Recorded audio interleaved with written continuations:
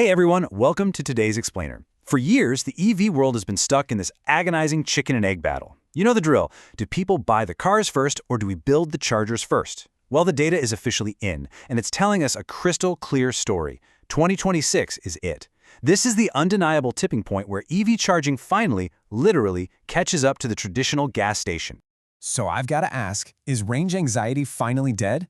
I mean, for the longest time, the stereotype of owning an EV meant constantly checking maps, crossing your fingers that the charger at the end of your route actually worked, and sitting in some sketchy, dark parking lot for an hour. Today, we are completely busting that myth. That outdated fear, it's officially a thing of the past. Think about the old era for a second. It was just a massive fragmentation. Your phone was probably cluttered with like 10 different charging apps, your trunk was rattling with 3 different adapters, and road trips, mostly just a side of sheer panic. Now, look at the reality of 2026. We are talking one universal plug, a quick 15-minute pit stop, and grabbing a slice from a 24/7 automated pizza joint while you wait. It's literally night and day. Okay, to see exactly how we got to this point, here's the game plan. We're going to break this explainer down into 5 key pillars. The end of walled gardens, megawatt charging, the Mercedes ELF lab, beyond the plug, and finally, EVs powering the grid. Let's dive in. Section 1. The end of walled gardens. For a really long time, the absolute biggest roadblock to charging was just how fragmented everything was. But today, the industry has finally coalesced around a unified standard. Major players, I'm talking Ford, GM, Hyundai, Kia, Volvo, Mercedes, Porsche, they've all fully adopted NACS, the North American Charging Standard. This kind of interoperability is an absolute game changer, opening up over 23,000 fast chargers to non-Teslas. The walled gardens are officially down. So how does this actually look when you pull up?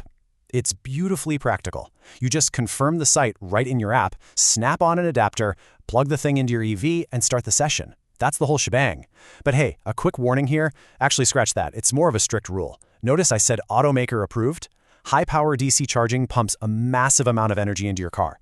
Do yourself a favor and absolutely do not buy risky, uncertified third-party adapters online. Stick to the official stuff to protect your battery's health. To really wrap your head around the sheer macroeconomic scale of this shift, S&P Global Mobility projects that the ultra-fast charging market is going to blow past $40 billion by 2034. $40 billion! This isn't just about car sales anymore. It's a booming infrastructure market driven by real, skyrocketing everyday usage. All right, moving on to Section 2. Megawatt charging hits the road. This is where we literally leave traditional kilowatts in the dust. Enter the Megawatt Charging System, or MCS. Think of this as a global standard that pushes massive, and I mean massive power levels, up to 3.75 megawatts. It was originally designed to keep heavy-duty commercial semi-trucks on the move, but now, these globally interoperable standards are fundamentally shaping all EV tech. Just look at this number, 1,500 kilowatts. To put that into perspective, at the 2026 Beijing Auto Show, Huawei rolled out an ultra-fast charging system that delivers roughly a 300 kilowatt-hour charge in about 15 minutes. It's wild. The focus for the industry is no longer, hey, does this tech work? It's all about scalable, massive deployment. So, what does that raw speed actually mean for you, the driver? Check this out. BYD's flash charging network in Europe is taking batteries from 10% all the way to 97% in just 9 minutes. 9 minutes. And honestly, what's even more staggering, it can do it in 12 minutes at negative 30 degrees Celsius. That is true gas station parity, for sure, even if you're stranded in a freezing blizzard. Which brings us to Section 3. Mercedes ELF-10, the charging lab. To push hardware to its absolute breaking point, Mercedes uses this single V-Class van as a sort of rolling laboratory. They call it the ELF. On one hand, they take the standard passenger CCS plug and push it to an incredible 900 kilowatts. Then, on the other hand, they use that heavy-duty MCS standard we just talked about and push it well over 1,000 kilowatts. They're doing this specifically to test extreme thermal resilience, basically making sure the battery systems don't melt down under that kind of intense pressure. But listen, it's not just about brute force and raw power. This ELF van is packed with holistic innovations. We're talking a solar roof capable of adding up to 19 free miles of range a day, automated floor plates that charge the car conductively right from beneath the vehicle, and some seriously intense high-voltage cooling tests. And guess what? All this mad scientist lab testing directly influenced their AMG GT concept, which recently hit a mind-bending, record-breaking peak charge of 1,041 kilowatts. All right, section 4, beyond the plug.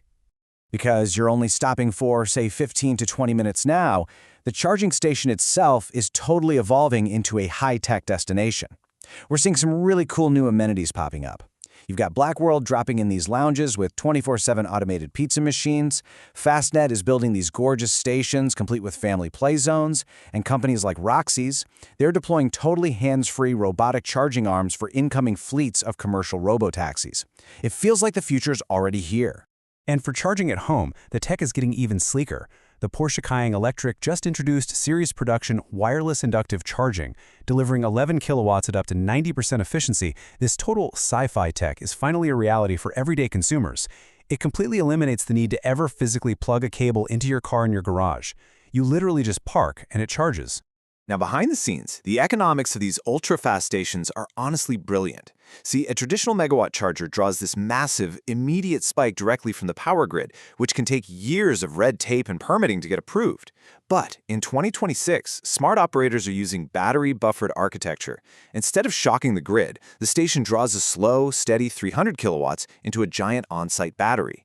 Then, when a car pulls up, that local battery dumps 1.5 megawatts straight into the vehicle. It completely bypasses years of permitting and drastically lowers operating costs. Win-win.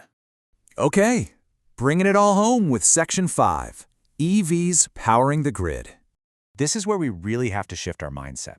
We need to stop thinking of the car as just this thing that consumes electricity and start treating it as a vital, active node in the global energy network.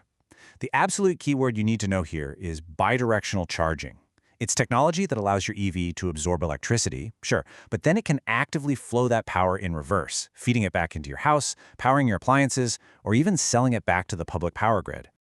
Let's break down the acronyms and see what this actually does for your wallet. V2H, or Vehicle to Home, means your car can literally power your entire house for days during a blackout. That alone can save consumers hundreds of dollars, or around £435 a year in energy costs. V2G, Vehicle to Grid, lets your car feed power back to the city during peak demand hours, earning you actual financial credits. And V2L, Vehicle to Load, basically turns your EV into a giant mobile power bank for power tools or a heavy-duty camping setup. And you guys, this isn't just some cool pilot project anymore. In 2026, the biggest manufacturers are rolling out actual commercial bidirectional bundles. BMW is teaming up with Eon, Ford is partnering with Octopus Energy, and Mercedes just launched BeeCharge Home. They are essentially handing consumers a virtual energy account. You're turning your own driveway into a miniature profitable power plant. But, with this massive interconnected energy web comes immense responsibility. Because your car is now tied directly into the local power grid, EV charging has officially been classified as a critical infrastructure system. It's now heavily protected by strict state-level cybersecurity laws, like the EU's NIS2 directive. Why? Because they have to ensure that massive fleets of vehicles can't be hacked to disrupt grid stability. Protecting your car's data is now literally synonymous with protecting the national grid. So I want to leave you with this somewhat provocative thought today. We've seen charge times plummet to single digits, massive networks unify, and our vehicles transform into these grid-stabilizing, money-making assets. When your car seamlessly pays for your home's electricity, keeps your fridge running in a blackout, and updates its cybersecurity protocols just like your banking app, is it still just a car, or is it something entirely new? Thanks so much for exploring this with me today. Keep learning, keep questioning, and I'll catch you in the next explainer.